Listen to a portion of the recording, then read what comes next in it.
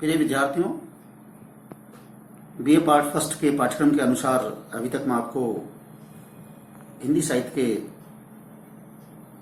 आदिकाल के विषय में बहुत कुछ बता चुका हूं, जिसमें आदिकालीन परिस्थितियां, आदिकाल का नामकरण, आदिकालीन प्रमुख ग्रंथ और आदिकालीन साहित्य का वर्गीकरण, ये आपको मैं पिछले व्याख्यानों में बता चुका हूं। नेक्स्ट और आज जो मैं पढ़ाने जा रहा हूं, जो बतलाने जा रहा हूं आपके सामने, उनमें आदिकालीन साहित्य की प्रमुख विशेषताओं के विषय में चर्चा करूंगा। बहुत कुछ विशेषताएं तो आपके सामने स्पष्ट हो गई होंगी, क्योंकि जब हमने इनकी समस्याओं, आदिकालीन समस्याओं के विषय में जब चर्चा की थी तो उनसे भी बहुत सारी विशेषताएं निकलकर सामने आ रही थी। तो सर्वप्रथम आदिकालीन साहित्य की जो प्रमुख विशेषता है वो है संदिग्ध सामग्री। अर्थात जो हमने आदिकाल पढ़ा है, जिसे अजय प्रसाद द्विवेदी ने आदिकाल नाम दिया है और आचार्य रामचंद्र शुक्ल ने जिसे वीरगाथाकाल नाम दिया है, जिसकी समय सीमा विक्रम संवत 1050 से 1375 निर्धारित की है। इस युग में जितना भी जो साहित्य मिलता है वो संदिग्धता से भरा हुआ है। उसकी वजह क्या है कि लोगों, जो प्राचीनतम जो ग्रंथ हैं, उनमें जो पात्र हैं, जो घटनाएं हैं, जो प्रसंग हैं, जो छोटे छोटे अंश हैं, उनके विषय में हमें कोई बहुत बड़े ठोस सबूत प्रमाण नहीं मिलते हैं। उसकी वजह क्या है कि इससे पहले आदिकालीन साहित्य से पहले कोई हिंदी साहित्य का इतिहास लिखा नहीं गया, इसलिए प्रमाणित का कोई आधार नजर नहीं आ रहा था। तो आदिकालीन जो साहित्य था या उसकी जो सामग्री थी, चाहे वो कोई साक्ष्य हो, किसी प्रकार का कोई ग्रंथों से संबंधित साक्ष्य हो, चाहे घटनाओं से संबंधित कोई साक्ष्य हो, चाहे कवि से संबंधित हो या दरबारी साहित्यकारों से संबंधित हो, पात्रों से संबंधित हो, प्रसंगों से संबंधित हो, वो सारी संदिग्ध भावना पैदा करने वाली थी। अर्थात आदिकालीन साहित्य की जो पहली विशेषता है मेरी नजर में, जो आपको बतलाने चाहता हूं, जो आप तक पहुंचाना चाहता हूं, वह संदिग्ध सामग्री। नेक्स्ट है इतिहास के विरुद्ध। अर्थात इस बिंदु से इस बिंदु को यदि मैं क्लियर करना चाहूं तो वो साफ साफ है। इतिहास के विरुद्ध से मतलब है कि कुछ घटनाएं ऐसी हैं जो इतिहास से मेल नहीं खाती हैं। अर्थात जो हमारा जो इतिहास है और इतिहासकारों ने जो घटनाएं बतलाई हैं, जिनकी जो समय, तिथि, स्थान, प्रसंग जो बतलाए हैं, वो कुछ अलग हैं, और जो साहित्यकार अपनी कल्पना से, अपने खोजबीन वाली सोच के आधार पर जो लिखता है, वो इतिहास से मेल नहीं खाती है। तो अध्ययन करने के पश्चात या पाठन करने के पश्चात हम ये कह सकते हैं कि आदिकालीन जो साहित्य है वो इतिहास के विरुद्ध है, यानी इतिहास से पूर्ण रूपेण उनकी घटनाएं, उनके प्रसंग मेल नहीं खाते हैं। इसलिए इस आदिकालीन साहित्य की एक प्रमुख विशेषता में ये भी हमें नजर आती है। नेक्स्ट है वीर और श्रृंगार रस का उत्कर्ष। ये बिल्कुल क्लियर है कि आदिकालीन जो साहित्य है, जिसमें मैंने आपको बताया पृथ्वीराज रासो है, बीसल देव रासो है, खुमान रासो है, परमाल रासो है, ये जो रासो ग्रंथ हैं, जितने भी रासो ग्रंथ हैं, ये किसी न किसी राजा महाराजा से संबंधित हैं। और किसी न किसी राजा महाराजा से संबंधित होने के कारण राजा महाराजा युद्ध करते रहे हैं, और राजा महाराजा जब युद्ध करते हैं तो निश्चित रूप से युद्धों में वीरता का प्रदर्शन भी होता है। और साथ ही साथ राजा महाराजाओं के दरबार में बहुत से दरबारी कवि, साहित्यकार भी रहा करते थे, और वो राजाओं की प्रशंसा में पद लिखा करते थे। किसी भी प्रकार का श्रृंगार का वर्णन करना भी उनका महत्वपूर्ण दायित्व था, और वे अपने राजा को ही अपने छोटे से प्रदेश, छोटे से रजवाड़े या प्रदेश को ही वो अपना एक राष्ट्र मानते थे, और उसी की वीरता में, उसी की सुंदरता में, उसी की श्रृंगारिता में अपने बखान किया करते थे। तो ये कह सकते हैं कि आदिकालीन साहित्य में वीर रस और श्रृंगार रस का खूब बोलबाला था। और जैसे कि रामचंद्र शुक्ल ने तो आदिकाल में वीर रस से संबंधित अधिकतर रचनाएं होने के कारण इसका नाम वीरगाथाकाल रखा है। इस तरह से इस युग में श्रृंगार और वीर रस का काफी बोलबाला था, यानी उत्कर्ष हो चुका था। युद्धों का सजीव वर्णन, ये बहुत बड़ी मुख्य विशेषता है इस युग की, कि इस युग में जो वर्णन साहित्यकारों ने किया है वो हमें ऐसा महसूस होता है जैसे सजीवता लिए हुए हो, जीवंतता लिए हुए हो। उदाहरण के लिए ऐसा इसलिए कहा जा सकता है कि जैसे मैंने आपको पृथ्वीराज रासो की बात पहले बताई थी, आज फिर पुनः आपको पुनरावृत्ति करना चाहता हूं कि पृथ्वीराज रासो के जो दरबारी कवि थे वो चंद्रवरदाई थे। चंद्रवरदाई अपने महाराज, अपने आसदाता महाराज पृथ्वीराज चौहान, जब पृथ्वीराज चौहान युद्ध लड़ते थे तो उनके साथ स्वयं चंद्रवरदाई भी युद्ध मैदान में जाया करते थे और लड़ा भी करते थे और उसको साक्षात रूप में देखते भी थे, वहां मौजूद हुआ करते थे। जब लेखक या साहित्यकार या कवि जब वहां मौजूद रहेगा तो निश्चित रूप से वो वर्णन है, वो जीवंतता लिए हुए होगा, सजीवता लिए हुआ होगा। इसलिए हम कह सकते हैं कि आदिकालीन साहित्य में, साहित्य का जो साहित्य है उसमें जो वर्णन है युद्धों से संबंधित, वीरतापूर्वक प्रदर्शन के दौरान जो युद्धों का वर्णन है वो सजीवता लिए हुए है। इसलिए इस युग की एक विशेषता है युद्धों का सजीव वर्णन। नेक्स्ट है संकुचित राष्ट्रीयता। यह विशेषता बहुत महत्वपूर्ण है जिसको समझने की आवश्यकता है। यानी मैंने आपको अभी अभी बताया था कि आदिकालीन जो साहित्य है, उस युग के जो साहित्यकार हैं, जो कवि हैं, वो अपने छोटे से प्रदेश या राज्य उसी को राष्ट्र समझ बैठते थे। कोई भी राजा था, कहीं का भी राजा था, चाहे वो मेवाड़ का था, चाहे मारवाड़ का था, चाहे ढूंढाड़ का था, चाहे और किसी भी प्रदेश का था, वो अपने उस छोटे से अंचल को ही राष्ट्र समझ बैठता था। और उसी की वजह से हमारा देश उस समय छोटे छोटे प्रांतों में बटा हुआ था और वो छोटे छोटे प्रांत ही आपस में एक दूसरे से लड़ा करते थे। और उसी की वजह से आने वाले समय में धीरे धीरे हमारा देश गुलामी की बेड़ियों की तरफ बढ़ता चला गया और अंग्रेजों ने भी हमारे देश पर आराम से आक्रमण कर दिया था। फूट डाल और राज करो नीति भी हमारी उसी संकुचित राष्ट्रीयता की मानसिकता की सोच के परिणाम स्वरूप अंग्रेजों को मौका देने में कामयाब रही। इस तरह से इस युग के जो राजा महाराजा थे उनकी बहुत संकुचित, नैरो माइंड वाली सोच थी, जो भी इस तरह की विचारधारा हमें इस युग के साहित्य में देखने को मिलती है। नेक्स्ट जो बिंदु है सामंती साहित्य। सामंती साहित्य से तात्पर्य यह कि छोटे, एक कोई बड़ा महाराज होता था, महाराजा होता था, सम्राट होता था, जैसे मेवाड़ का राजा था या मारवाड़ का राजा था या ढूंढाड़ का राजा था, वो अपने प्रदेश का मुखिया था या वहां का उस राष्ट्र का राजा था। और उसके यहां छोटे छोटे अन्य छोटे छोटे राजा हुआ करते थे जिनको छोटी छोटी जागीर दे रखी थी, वो सामंत के रूप में काम किया करते थे। जब छोटे छोटे उनमें वो बिखरे हुए थे तो निश्चित रूप से आने वाले समय में एक खतरनाक स्थिति पैदा होना स्वाभाविक था। और सामंती साहित्य, सामंत लोगों का काफी बोलबाला था। वो राजा महाराजा को दरबार में से ही रहकर ही फलते थे, फूलते थे, पनपते थे। जो जैसा, क्योंकि इस तरह का लोगों ने उस युग के जो साहित्यकार थे उन्होंने देखा, समझा, तो उसी तरह का उन्होंने साहित्य लिखा और वो साहित्य कहलाया, सामंत संबंधी साहित्य लिखा गया, वो साहित्य सामंती साहित्य कहलाया। प्रकृति चित्रण। प्रकृति चित्रण तो हर साहित्य विशेषता होती है। आदिकाल इसमें कोई नई बात नहीं कह रहा, लेकिन आदिकाल में भी प्रकृति चित्रण का खूब वर्णन हुआ है।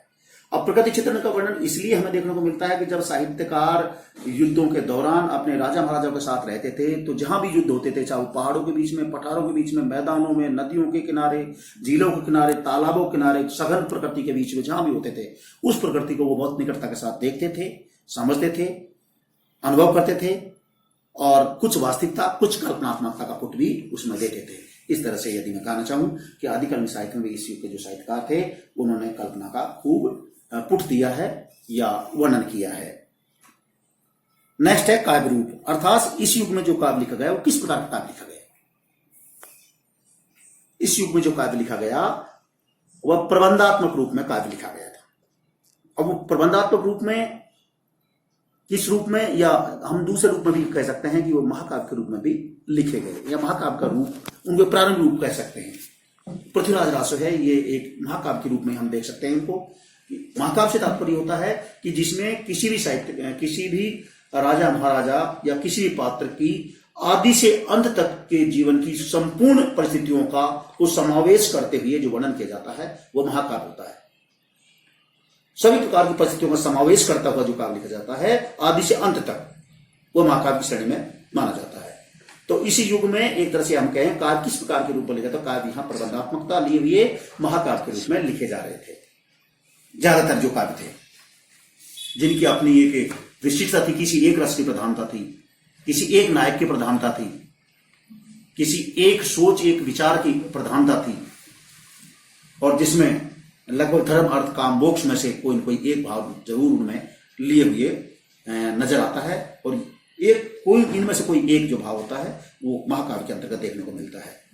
छंद विधान, यानी इस युग में छंद और अलंकार दोनों का खूब प्रयोग हुआ, जिनके विषय में कोई ज्यादा डिटेल से वर्णन करने की आवश्यकता नहीं है। जैसे जैसे आप पढ़ोगे तो आपको समझ में आ जाएगा। रासो ग्रंथों का प्रणयन, यानी आदिकालीन साहित्य के विषय में कहना चाहूं कि रासो ग्रंथों का खूब लेखन हुआ।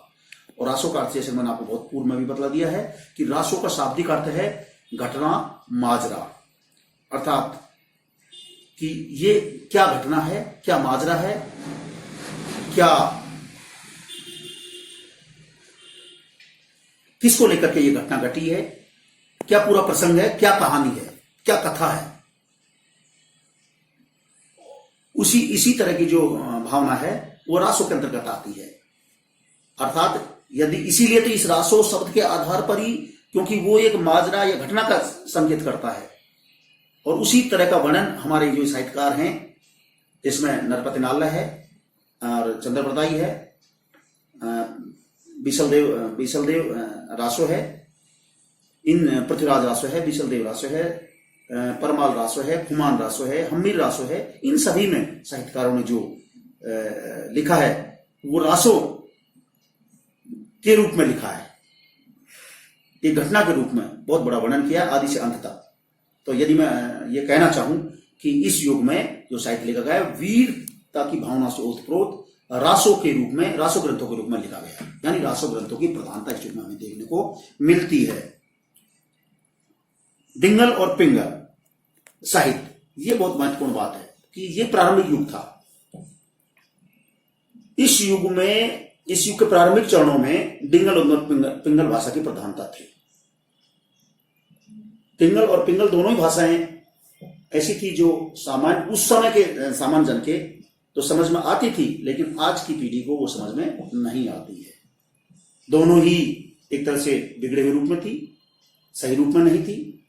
डिंगल और पिंगल उस समय के समाज की बोलचाल की भाषा थी, और उस बोलचाल की भाषा होने के कारण इन दोनों ही भाषाओं में उस समय के साहित्यकार अपनी रचनाएं किया करते थे। इस तरह से आदिकालीन साहित्य डिंगल पिंगल साहित्य के रूप में भी विकसित हो रहा था। साथ ही अपभ्रंश भाषा की इस युग में 7वीं शताब्दी से 11वीं शताब्दी तक अपभ्रंश भाषा काफी फल रही थी, फूल रही थी, पनप रही थी, और साहित्यकार अपभ्रंश भाषा में लिख रहे थे। और धीरे धीरे अपभ्रंश भाषा से ही 11वीं शताब्दी में हिंदी भाषा का प्रादुर्भाव हुआ, और हिंदी भाषा धीरे धीरे अपने शैशव काल की ओर बढ़ रही थी। और अगली जो विशेषता है इस युग के आदिकालीन साहित्य की, वह है कथानक रूढ़ियों का प्रयोग। अर्थात जो इस युग की घटनाएं थी, जो कथाएं थी, जो रासो ग्रंथ थे, उन ग्रंथों में रूढ़ियों की प्रधानता थी। रूढ़ियों से मतलब है समाज में जो कोई भी रूढ़ी परंपरा चली आ रही थी, किसी भी प्रकार की वो कोई प्रथा थी, चाहे वो सती प्रथा थी, चाहे बाल विवाह था, चाहे वो मृत्यु भोज था, चाहे और कोई भी जो भी किसी भी प्रकार की रूढ़ियां थी या कोई भी सोच थी, किसी भी प्रकार की रूढ़ी बन जाती है, वो रूढ़ी थी जो भी थी, उसको इन कवियों ने अपने ग्रंथों में खूब लिखा है। यानी आदिकालीन जो साहित्य है उनके कथानकों में, उनकी घटनाओं में, उनके प्रसंगों में तत्कालीन समाज में फैली हुई जो भी रूढ़ियां थी, जो भी मान्यताएं थी, जिनको समाज में प्रचलित थी, उनको खूब बखान किया। इस तरह से मैं आदिकालीन साहित्य की प्रमुख विशेषताओं की तरफ आपका ध्यान आकृष्ट कर चुका हूं। कुछ और विशेषताएं हैं जिनको मैं आपके सामने और स्पष्ट करना चाहूंगा।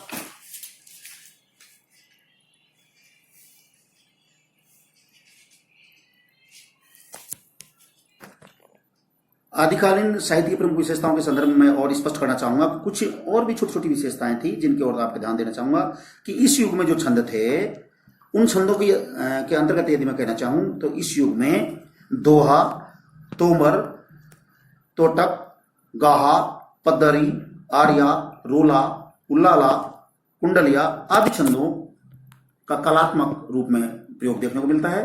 छंदों का प्रयोग भावानुकूल था।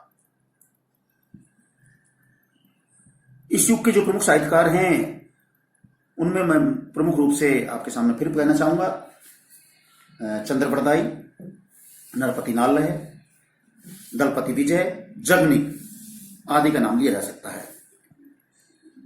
इस युग में कुछ ऐसी रचनाएं भी थी जिनकी कुछ अलग विशेषताएं थी, जिनमें हम कह सकते हैं कि अब्दुल रहमान का संदेश रासक एक विरह प्रधान काव्य है, जबकि जैन कवि धनपाल रचित भविष्यत कथा अभ्रंश कथा काव्य है, जिसमें श्रृंगार, वीर तथा शांत रसों का मिश्रण देखने को मिलता है। ढोला मारूरा दूहा इसी युग की रचना है, जो कि एक विरह प्रधान काव्य है। इसमें ढोला और मारमणि नायक नायिका हैं। इनके प्रेम और विरह दोनों भावों से उत्पन्न कहानी है। तो प्राकृत पैंगलम भी अनेक कवियों की रचनाओं का संकलन है। विद्यापति आदिकाल के एक श्रेष्ठ कवि के रूप में माने जाते हैं, जिन्होंने संस्कृत, अवहट्ट और मैथिल भाषाओं में अपनी काव्य की रचना की थी। वे महान पंडित थे। वो प्रेम और श्रृंगार के कवि हैं। कीर्ति लता इनका एक चरित्र काव्य है, जिसमें कीर्ति सिंह की वीरता का वर्णन ये करते हैं। वस्तुतः पदावली विद्यापति की एक श्रेष्ठ रचना है, जो मूलतः श्रृंगार, प्रेम और विरह प्रधान काव्य है। यद्यपि इसमें कतिपय विनय और भक्ति का पद भी मिलते हैं, पर इनका मूल स्वर श्रृंगार प्रधान है। संगीत के स्वरों में गूंजता हुआ दिखाई देता है। राधा कृष्ण के प्रेम को समर्पित रचना है। इतना ही नहीं, बल्कि इस युग में और एक कवि थे अमीर खुसरो, जिनकी बहुमुखी प्रतिभा के धनी थे। इनके काव्य का नाम है, इनकी जो प्रमुख है वो अमीर खुसरो की पहेलियां, जिन्होंने अरबी, फारसी, तुर्की तथा संस्कृत भाषा में अपने काव्य का लेखन किया, काव्य लिखा। इस प्रकार से यदि मैं आपके सामने ये कहना चाहूं कि आदिकालीन साहित्य का जो वर्णन है, मैं संक्षिप्त में कह लो चाहे विस्तार से कह लो, आपके समक्ष लगभग पूरा मैं वर्णन कर चुका हूं। और इससे संबंधित यदि किसी प्रकार की आपको कोई दिक्कत हो, कोई क्वेरी हो, तो मुझे कमेंट्स बॉक्स में डाल सकते हैं। धन्यवाद।